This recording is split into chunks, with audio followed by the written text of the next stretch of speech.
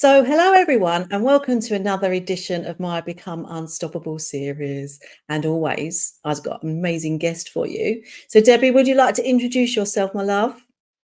Yeah, my name is Debbie Bryant. I am a TEDx speaker and I have a speaker academy, DB22 Speaker Academy. There's a story behind the DB22, which I'll share with you later. And I did my TEDx in February and it literally changed my life. Amazing. And those who don't know me, I'm Julie Fitzpatrick of Milliside Therapy and Coaching. And my passion really is helping you beautiful people to get unstuck, really, so that you can find your confidence, get your mojo back, or find it if you've never had it, and become unstoppable. And when we get to the end, we'll share where you can find both of us. And this will be streaming on my social medias and on my YouTube channel as well. So, Excellent. Debbie, I've been trying to get you on here for a while. I come across Debbie in one of our business worlds, didn't we, a long time ago. And it was really funny because Debbie, I watched videos on this particular training program and she was one of the students on it. And when I met her in real life, it was like, oh my God, she's like a celebrity to me. She'd like been through, all these journeys that I'd watched her and felt like I knew her, like when you watch someone on TV. But Debbie, do you want to do a bit of backdrop about you then? How did you end up being this amazing TEDx speaker and running this speaker academy, which I'm part of, by the way, which is an honour? Yeah, tell us your story, darling. Wow. Well, I won't go back too far. Oh, hang on, I sorry, Debbie. Before we do that, I forgot to ask you my question. was unstoppable. Yeah, I can't believe I've just I was forgotten. building it in. Don't worry, I was building it in. So, Debbie, Special at this. what does being unstoppable mean to you? So unstoppable to me means exactly that there's no stopping you. I believe that nothing is impossible. Everything's possible. But my TED talk was impossible to I am possible. I also don't believe that no means no. I believe that it just means that I'm asking the wrong person. So in terms of being unstoppable, then really, if I want something, I'm going for it and I'll get Brilliant. it. I love it. Yeah, and she will. Sorry, you may continue on your Ask my story. family. So my story is, I will just go back actually to really what I talked about in the TED talk. So 13 years ago, and this kind of, I suppose, is my impossible to possible. 13 years ago, I was working in a hair salon. Well, I owned the hair salon in a gym, in a 5-star gym, and I absolutely loved my life. I would end the day and run up to body pump. I'd swim before. I did a little bit of running. I was never very good at anything, but I have a lot of enthusiasm. And I decided to go and buy a car, which on the way home, it was really an old banger because I didn't want a company car anymore. You'd have to watch the TED talk to get all of it. But very briefly, it broke down on the way home. We'd done about 40 miles by that stage. And so my husband went off to get me some petrol. I lost power on a dual carriageway and managed to get the car to the side of the road. When my husband got to me, he pulled over behind me. And as I was stood by the petrol cap, a car smashed into the back of him. I expected it to stop and it didn't stop. It carried on coming towards me. So I'm stood in January at night in the dark by the side of a dual carriageway, which I cannot run onto the dual carriageway because it's busy. And I thought the car was coming towards me. So I just thought I was going to die. I literally just thought I'm going to die and this is going to hurt. And then I was like, something in my head just went crazy and went, no, I'm not going. I'm not leaving my boys. I can't, etc., etc. I could tell you word for word, but we haven't got enough time. And I took these 2 random steps, and those 2 steps saved my life. So when the car did hit me, it just cuffed my leg, and I was still standing. And I just thought, oh, that didn't hurt as much as I thought it was going to, but it felt like I was on ice. It was quite slippy. And then as the car went past me, the whole of the car, it kind of knocked my shoulder and winded me, and I ended up spinning around. Winded, fell onto all fours, and then looked up and thought, bugger, I'm in the lane now. I was actually in the lane of the dual carriageway. And I thought, I've got to do it again. So then I had to crawl to the side of the road. And unbeknown to me, I didn't know that somebody had seen what's happening. He'd slowed down and so he'd actually stopped the traffic. So I was like at the side of the road. I knew I couldn't stand. I didn't know, I had no pain. I'd broken a nail, little cut, there's no blood or anything like that. So yeah, that happened. And so then go to the next day, going to the hospital. I saw a surgeon. They'd said they'd be able to operate, that it was definitely broken. And the surgeon said to me, it's great, you know, we can operate on you, but you will lose the use of your leg. And I was like, no, that can't be right. That's not, are you sure? And he's like, yeah, that's what's going to happen. And I just said, no, that's not right. I'm a hairdresser. I have work in a gym. I have 3 children. I need to be able to do my stuff. And he left and walked away, and then came back in the afternoon and had another solution, but I still wouldn't be able to stand on the leg. I might be able to bend it a bit more. And I just said, no, that's not right. I don't know what made me disagree. I was shocked, Mm. really. Mm. He came back a third time. I don't remember what he said. And then the fourth time was like, right, okay, we've got a plan. Literally skipped up to me, really excited, and was like, right, we're going to take some bone out of your hip to build a little saucer to support the knee. And I was like, well, tell me what's going to happen. And he's like, well, you will have some bend. You will be able to stand. We don't know how much bend. And then they start talking about how deep they were going to go into the bone. And I was just like, I'm not bored. I just do that. And so then I woke up a couple of days later with my leg in a cage, 22 screws and 2 plates in my leg. And so I was like, okay, now I just need to get better. And so I continuously in the hospital thought that I was the luckiest person in the world, because I should have been in the morgue. So I guess Wow. that's my unstoppable bit. I should have been in the morgue, but I did. I think they thought I was crazy. The porter would pull me down to X-ray and he'd go, poor you. And it's like, not poor me. I'm the luckiest person in the world. I should be in the morgue. And they'd be like, all right, okay. Wondering what they gave me. But Wow. yeah, it was a different prognosis to where I was. I can fast forward if you want. So fast forward was 6 months of not being able to walk on my leg as a hairdresser, pretty tricky. And had to start working in the business instead of on the business. And that was actually a success story, strangely. And then a year later, they told me I'd be in a wheelchair. So I did all this recovery, cried through the rehab.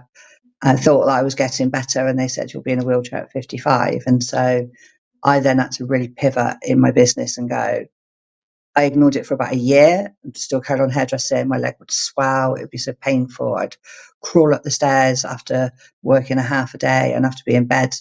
I could dance at a party. I'd be in bed for 3 days afterwards. And so I had no choice but to change. Wow.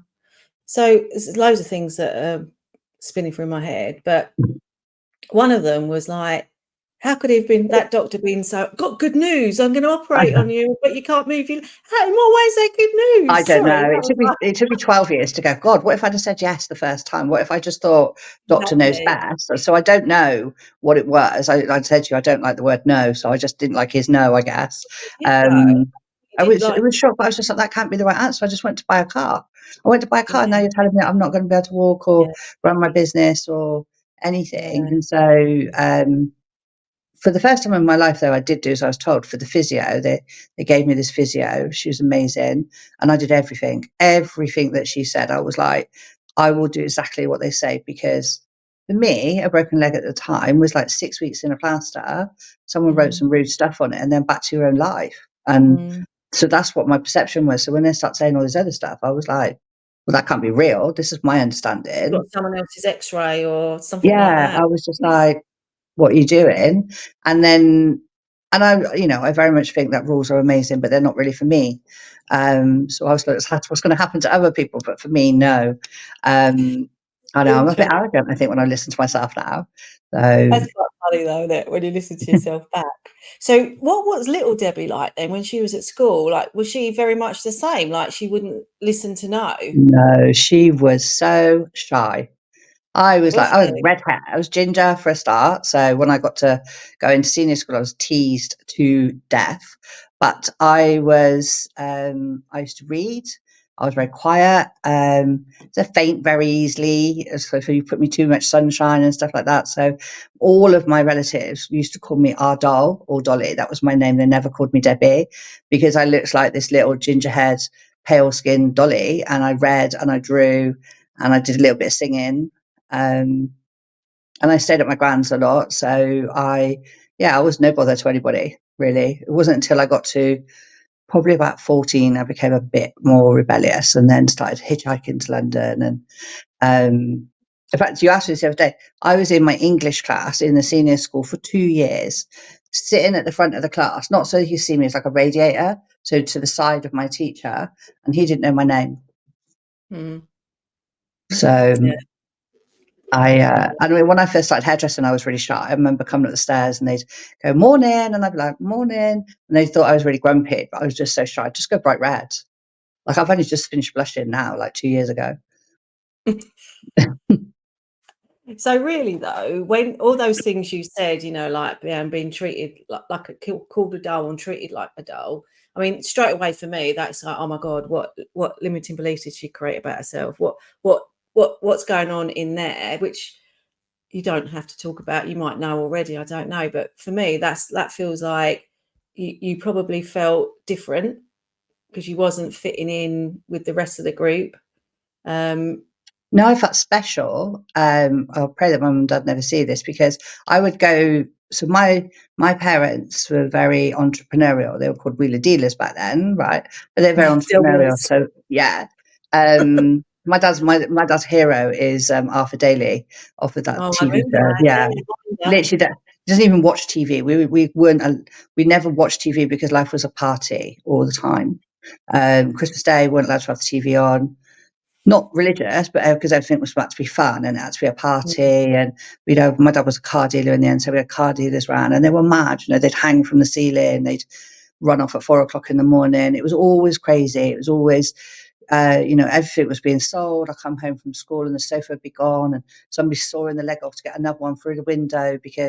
So everything was like, and this has come from me sitting with somebody actually. It was at home, it didn't really feel safe. I was never in Mm, danger or anything like that. But it was for somebody who was as introverted as me that had to be social. mm, I think when I go to my grand's maybe just to babysit and then not come home for like a month or 6 weeks or anything, because I felt safer there. And I think I felt more cherished there. Like mm, all the aunties were there and stuff like that. And everything was the same. It was just normal. It was very mm. normal. And then only now that I realise I probably didn't crave that disnormal. I kind of introvert extrovert, where they just made me be. And I think they turned me into Safi off our fab. I was like, turn this off. I've got an exam tomorrow, and probably the more sensible side of me comes from having people who I cooked for them. So I would Mm. cook and make up a Chinese meal for them, and they'd go out. Or I had a younger sister, so I had to look after her. And I don't want to make it sound like like a old school novel. It wasn't a bad life. We were actually quite well off in terms of holidays and doing things and stuff like that. But it was very party. There was no watching the TV. It sounds like the roles were a little bit mixed up, weren't they? Like you were playing the Mm. adult a lot of the time, maybe Still, the parent still. still, Yeah. So you yeah, kind of had to sort of grow up really quickly, I suppose, to yeah. kind of fit into that kind of Oh, it's lifestyle. a funny thing. So I apparently was very independent. So I went to school on my own. So even in the infant school, I walked to school on my own and walked home. And then I had another accident actually when I was 7. My auntie was just talking about this on Saturday, where I decided that I was the person who needed to bring myself home. And I don't know where that comes from, because I don't think any baby is ever born that independent. I was obviously made to feel like I should be independent, or I could be independent. And I was walking home and the lollipop man wasn't there. And I crossed over the road halfway through, and a car came off the roundabout and actually smashed my face to pieces. I fractured my skull, fractured my nose. I had a proper accident at like 7 years old, and they were like, you were stubborn, you wanted to walk home. And now I think, wow, absolute Mm. wow. But it was the 70s. Life was a bit different. Yeah. I always say that it's kind of like, people deal with life in the best way they know how, don't they? So, like Mm. you say, the generational change is not Oh, not condoning it, not saying it's right, but things were different, and it was very much, oh, don't cry, babies only cry, isn't it? And it was all very much suppress your feelings and emotions, yeah. because you'll just make a fool of yourself if you start, cry baby, and then you like you say, you become that introvert then, and then you And don't also, want to share. I think it wasn't, I'm very loving towards my children, telling them that I love. My mum's just recently, she's in the middle of dementia, and we just recently got a companion for her. And she told her that she loved her last week. She told me when I was 14 that she loved me. That's the first time I could ever remember. Mm, And even then I was like, oh, what do I do with that? We were not a very cuddly mm, family. Feelings and stuff didn't get talked about. You had to be tough. Like we just joke that our feelings, like iron filings, we were so tough that there wasn't, that emotional side wasn't really there. So I guess that's where, I don't know, for the independence, I was just bored at school, and my friend said, let's go to King's Road. So next thing I know, we're hitchhiking instead of going to school and come back from King's Road. Or just stupid stuff, really. Scary stuff now. Yeah, you wouldn't want your kids doing it now, would you? No, Really? I know. I try not to tell them. Like, never that Yeah. never happened. Yeah. Okay. But I think So, I became more bold. I just became more, okay, what can, almost like the unstoppable thing then was like I was, mm, whatever I wanted to do, I would do. I'd just find a way to do it. But my dad and was it, really strict. So my dad was like, I was 16, I had to be in at 7:30. My friends were out till midnight. I had to be in at 7:30. So I'd come in and go back out through the window. I was just about to say, I bet that's where the little rebel Debbie came into play then, Yeah, wasn't it? Because yeah. you wasn't, you're like, well, you're probably at the time, you was probably thinking, well, they're too busy enjoying themselves anyway. They probably won't even notice me Well, no, disappearing. my sister was 3 years old, 3 years younger than me. So they wanted me to be there to look after her so they could go out. Ah, So it kind of like it continues. So then I really naughty actually took her with me one time. I was like 14, went to a pub and we got barred. They thought that we'd been in there the week before fighting. I was like, you're not barring us because she's 11 and I'm 14. You're barring us because I've never been in a fight in my life. Yeah, I was quite naughty. yeah, I do. We was talking about this at the weekend. Actually, one of my friends was over, and like my husband, like we always laugh about because he was a little bit. He wasn't naughty, but a bit of a rebel. And he was said, yeah, we used to come home from school. Well, we'd leave school. We'd have our school uniform on with our school badges. You could pull it off with a Velcro, put that in your pocket. Then we go in the pub and have a drink. And I was only like 14. And then they was in the pub's pool tournaments. And he went, you I know, must it's have known just, me. yeah, I mean, it was, you don't have to be ID'd. You just have to say, they just say, are you 18? You say I go, yes, yeah, or they might yeah. ask you the year if you were lucky. I didn't really I didn't drink, I had no money and I was hairdressing. I was, my first job hairdressing, I used to get £5, I think, for a Saturday morning and then full time £25. So, you couldn't really go out and have a big party lifestyle on that type of money. No. And I've always been a really hard worker, to be honest. I was hairdressing at 14. And then I would do other people's hair. So I'd work full time and then I'd go and do like my relatives' hair and stuff like that. So I would always do a full day. We had a very big work ethic in our family. Mm, You don't go sick unless your leg was hanging off, literally. yeah, I had that. Yeah. Yeah. You'll be sent home if you're sick. And you're like, oh, okay. But yeah. So your entrepreneur skills probably started way back then, didn't it? Or your Yeah. survival skills, maybe. Maybe it was more around survival, or if you wanted what you wanted, you knew you had to go and get it yourself. Yeah. Yeah, I did. I wanted a bike. My dad told me to write to Harold Wilson, so I did. God knows what he thought. He said, ask Oh, him. So I did. I don't think I put a stamp on it. I don't think it got to him, but I did get the bike. so what But it was very happens? much, yeah, it was a hard time for them. They were building a business. So Mm, they started selling stuff from home, then moved into a garage and then actually became very successful.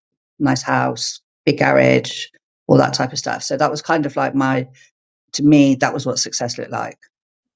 so you were using them kind of as role models, but what would you say would be one of the biggest things that stands out for you of what you learned from them that put you in good stead? Well, they came from nothing. You can start from nothing and become Mm, something if you're hard work. So that's one thing. And then the other is boundaries. So there wasn't very many boundaries in our house in terms of like the party stuff. But my dad used to work like Monday to Saturday, and then he started opening the garage on a Sunday. And Sunday was a cherished day in our house. That was the day that we had a dinner. Went to the pub before, but we had a dinner, and it was a family-ish day.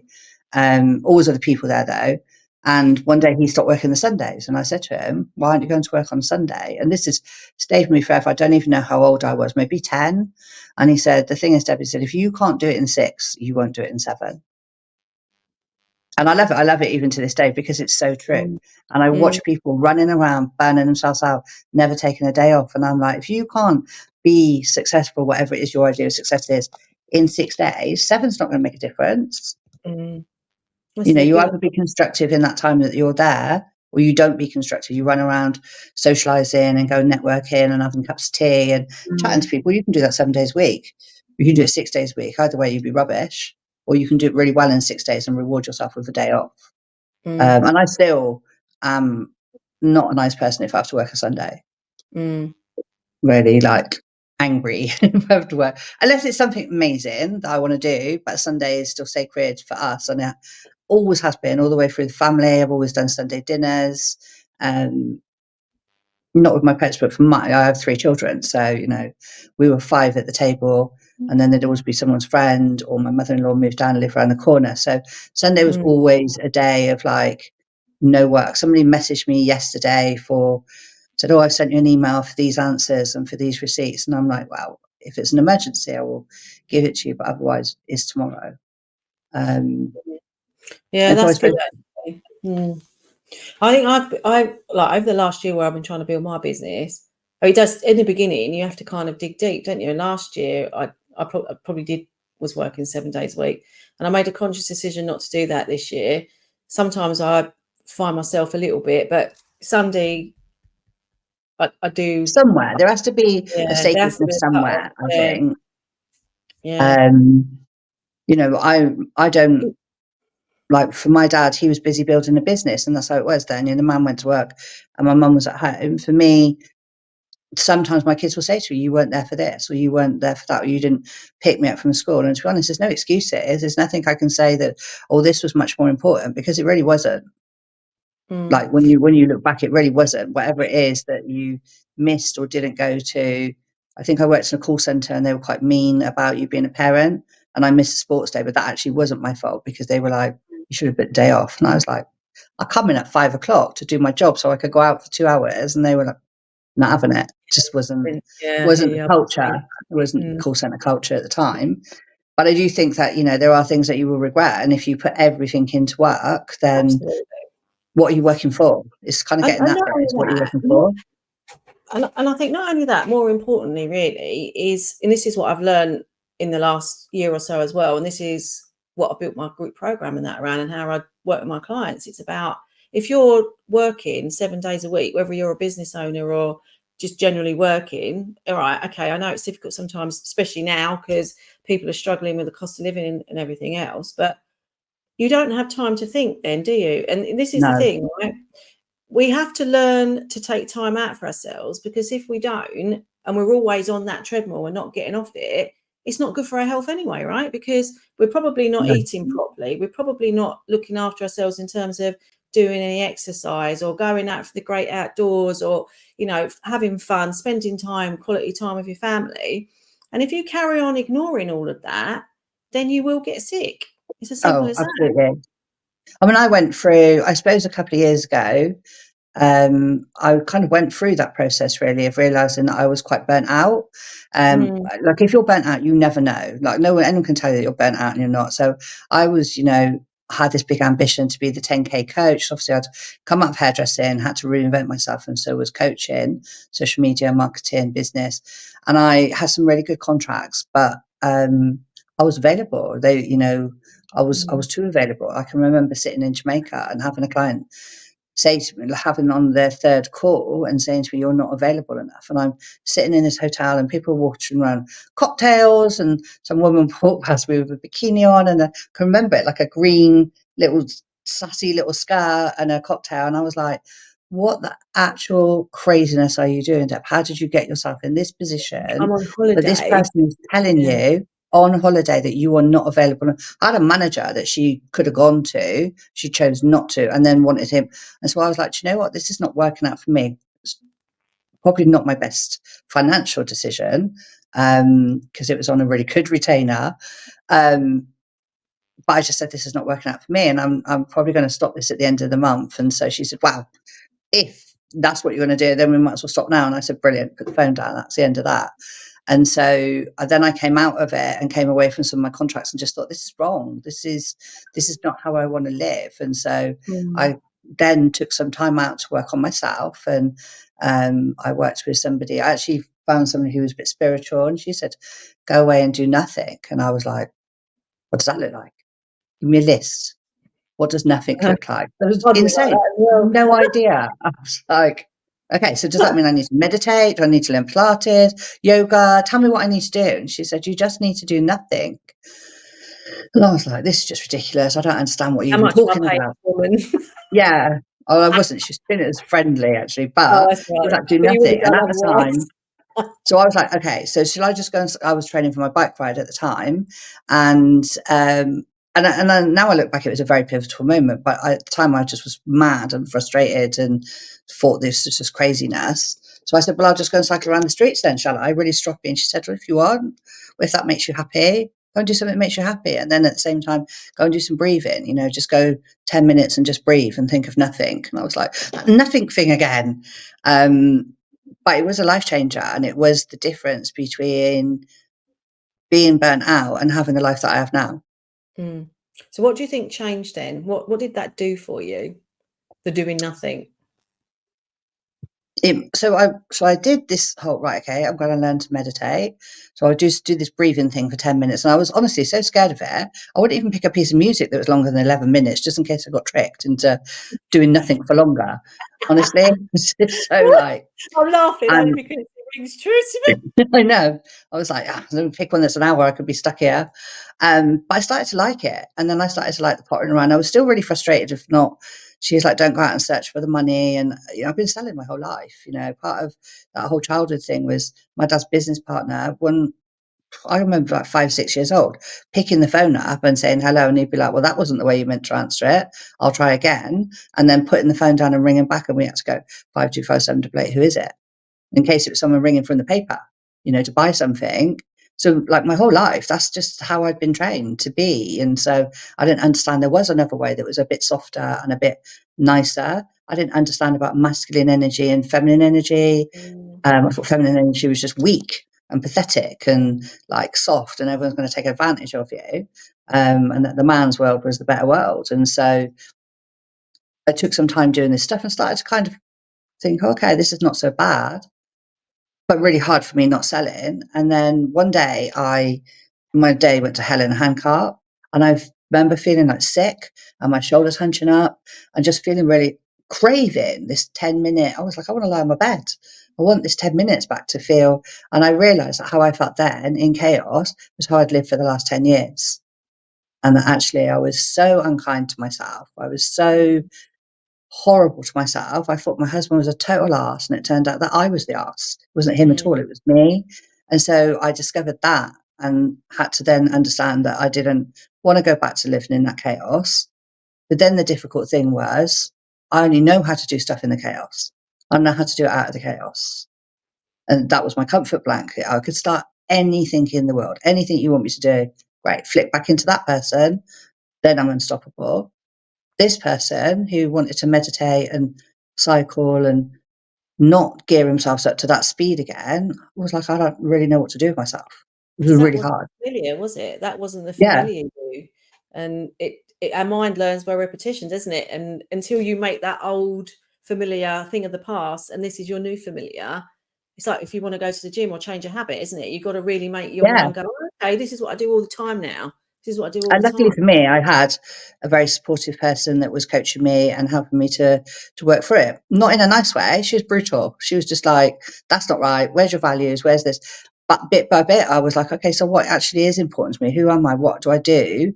I can't be, a parody of all the people that I've been before that I've seen, 10K coach, 20K coach, because reality is I'll just chase that. I got to 10K coach. I was like, now I'll do 15. Done that. Now I'll do 20. Entrepreneur mindset is the top of the mountain is the bottom of the next one. We just go, climb this one. Now I'll do that one. Now I'll do that. And it never stops. Never, Did never you stops. did you ever Go on. celebrate when you'd got those achievements, like the 10 grand, 15 grand? Did you ever stop and celebrate? No, No. no, never. And I was always like, great, done it. What's next? Mm. If I'm Yeah, honest, yeah. that's my nature. When I got my TED talk, I had to make myself. So I got the TED talk in end of November. They announced it, and it was the 2nd of February. And by January, I was like, how am I going to top a TED talk? And I had to force myself to go back and go, this is your dream. Live this. Live Enjoy the it. coaching. Live Mm. the thing. Just be in the moment and worry about what's going to happen afterwards. So I did my TED on the Friday. And on the Saturday, I'm on LinkedIn emailing speaker agencies saying, hey, I just done a TED talk. But I had to force myself to stay in that moment and not be so forward thinking. But that Mm. is my nature. I can't. My husband always says to me, tell me when you get there. And I fail every time to message him and tell him I've got to this destination. And I don't do it to be mean. I do it because when I'm there, I'm then thinking of the next thing. So I say to him, just call me in about an hour and a quarter and I'll be there, and then I'll reply back or message me. I just genuinely am thinking of the next thing ahead. And I've done one of them psychometric tests and stuff like that, and that just is my mentality. Survival, probably, of going, oh, what's next that I have to cope with? Yeah, and I kind of resonate with a fair bit of that, actually, because my story, I always talk about in my story that I always felt I was average. Actually, I didn't really think I was worthy, didn't think I was enough. So play it small, just do enough. That was a thing. Just do enough. I just done enough revision. I just did enough homework. I just did enough. I never excelled at anything. I just did enough, right? But that was my safety mechanism, I think. Not so, because if I did really, really well, I'd be seen. And if I did really, really bad, I'd be seen. So just do enough to stay invisible. And like you, when you said they didn't know who you were, I similar with mine. A lot of mine, my school reports, I read them, and I'm like, you didn't even, like, now looking back, you didn't even know who I was, right? So you spend your life kind of almost being invisible, but doing enough. And I when I look back on it now, obviously when I've done my work over the last few years, I look back and go, Julie, you're far from average. How could you even think you was average? I know, that's mad, isn't it? Isn't it? Well, in terms of being invisible, my parents kind of come off really badly in this, but they used to take me, so they were really young when they had me. The first thing they'll tell you about is they used to take me to the pub and put me behind the curtain and pretend I wasn't there. So how does that do in terms of invisible? I was a baby at that time.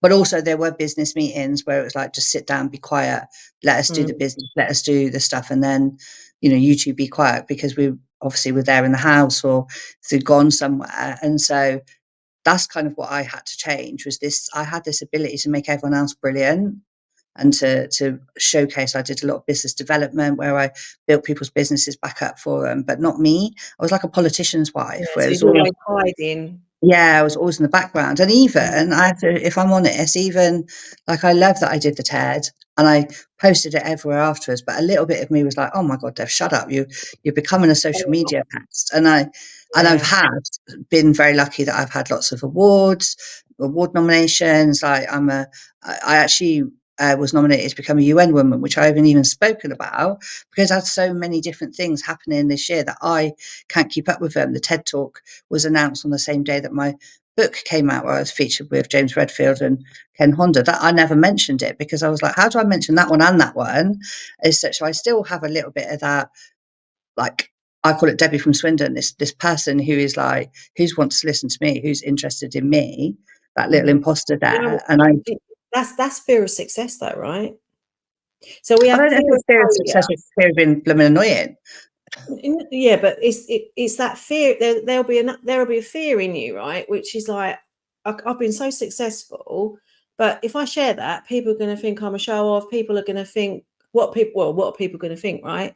So there'll be something that's triggering you that goes, because, and I get it. It's such a twist, because I don't really care what other people think about me. So I'm a little bit like, consciously, yeah, your subconscious I'm sure mind there is. will do There's the something same. in there that is just, like, or, it might just be as simple as, what it's like if you go out there and say that you're doing really well, somebody wants to knock you down.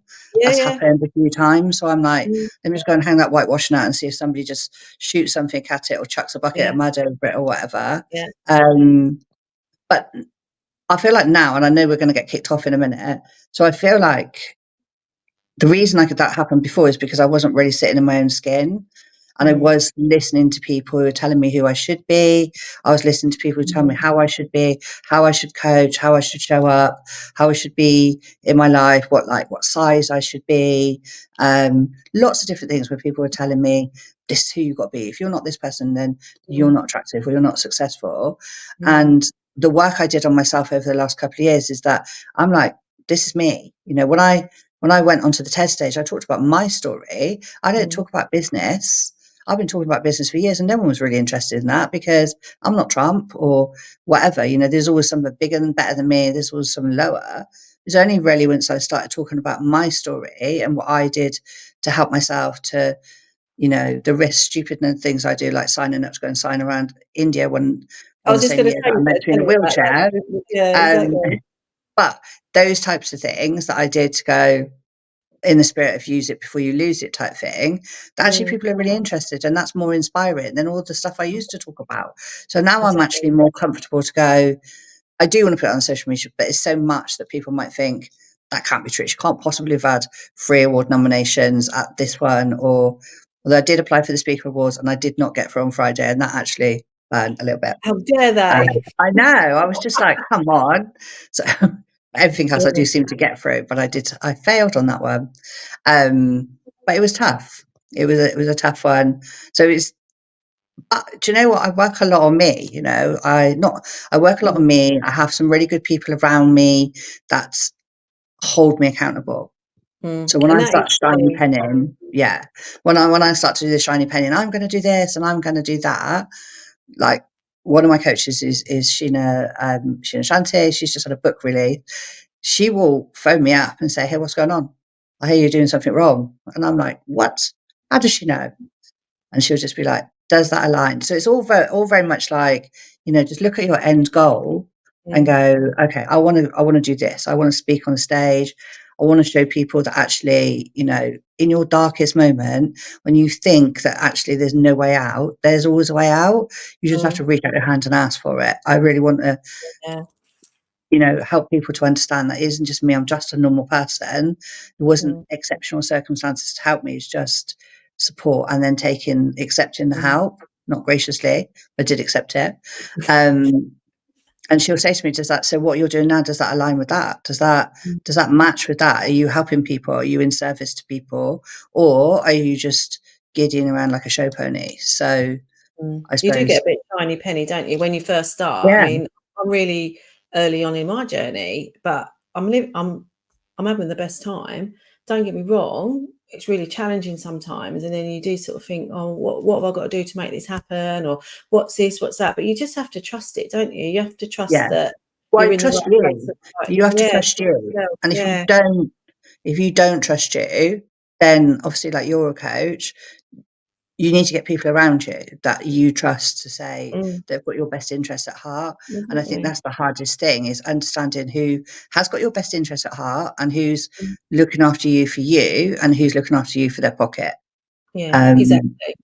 and that, Yeah. you know, we've all been burnt by that. So it's just about having that integrity of going, Mm, but if you can only do that if you've worked with somebody like you who's going to look and say, what's your real value? What's your real purpose? What's mm. your real value?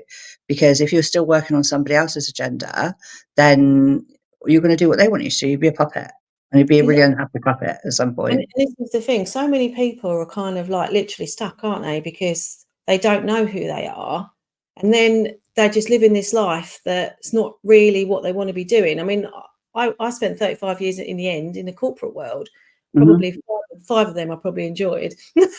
No, it's probably a bit, but it never rocked my boat. I never used to get, I used to love it at times because of the friendships I made, and we had fun, Yeah, and over the years, the fun element kind of got a bit squeezed, but I'm not saying it was hideous, but I earned good money, and then you're caught on that treadmill, yeah, right? you're in And then trap zone, aren't you? like, You're in that financial yeah, trap zone. and then your family reliant upon you. You're used to having nice holidays, and then you feel trapped because you can't change it. And in the end, that decision was taken out of my hands, luckily, when I got made redundant in the pandemic, which is when I started on my journey. But I do wonder sometimes what I would be doing if that hadn't have happened, because by that point, my confidence levels was on the floor. Now, I Yeah, didn't know at the time it was a lot of that was the perimenopause, but until I started investing in myself, uncovered my limiting beliefs, which were that I wasn't good enough, I didn't feel worthy, I shouldn't be seen. Then once I'd done all that work, then I started saying yes to things. And I think that's so important. I was doing things that I didn't even know I wanted to do. I didn't know I wanted to do this.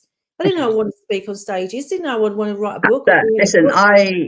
I was asked to speak by our mutual coach about 5 years ago, I think it might have been, and I was like, "Who's going to listen to Debbie from Swindon?" How do Mm, I know that 5 years mm, later, not only been up and done a TEDx, spoke at the House of Lords, but that I'm teaching people how to craft their own mm. story in a TEDx style and absolutely loving it. Like, I love the journeys. So where you're part of my academy and we get together on a Tuesday, just watching people change and being able to tell their story, like, literally my heart just is so proud when I come off of there. And it's just helping people to understand how they can kind of process their own stuff. I was talking to Kiko just before I came on here, and she was talking about her mum's Alzheimer's journey where she'd redone her stuff. And it was just, do you know what? I just shut my eyes and listened. I forgot to be a coach for a minute because it was so powerful of how she was crafting this about the different styles of speaking and stuff like that. And I'm like, that makes me so proud. And then I turn into a mum again, but it makes me so proud that I can be in a position to have done that journey myself, to show people how to speak what I feel. I feel storytelling is the only way that you should be speaking on stage. I'm not a big fan of like massive PowerPoint presentations and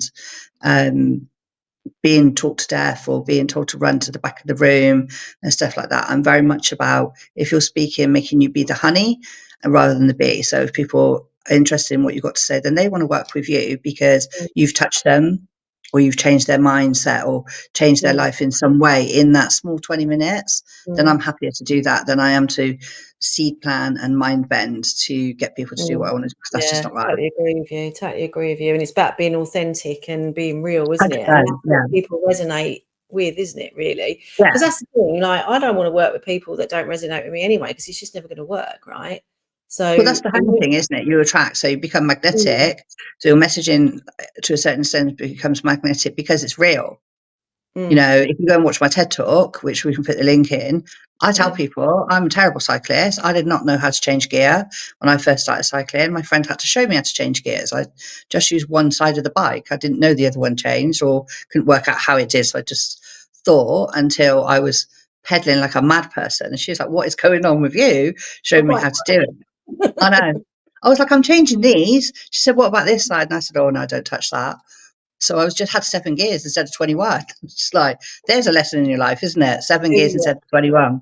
I had 21 there, was only using a third of my potential as such. So it's quite sad. And look what happened when you knew how to use your bike properly. Yeah, and I knew how to do it, 370 kilometres around India. And even then, there was a time when we were cycling when I pretty much, because I was always last, because I was the slowest, I had the guide behind me, and we got to this on one day, honestly, as a masochist. He took us there and it was just sand. So there was about 500 metres of sand. And sand's really hard to cycle on. And it's the end of the day. And I saw a couple of the girls that are proper cyclists getting off and pushing. And I went and he was like, no, you're not getting off. And so you basically drop to the lowest gear, pedal like a crazy person, get some traction, and then stay in the tracks of the other people.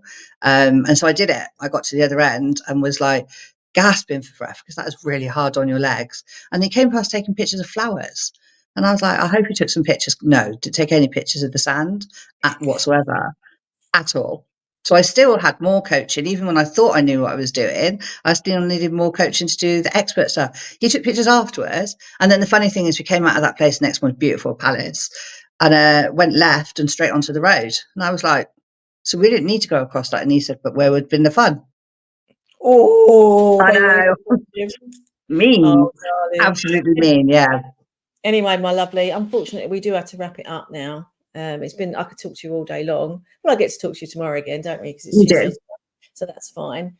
So do you want to do a shout out for whatever businesses or events and things that you've got coming up?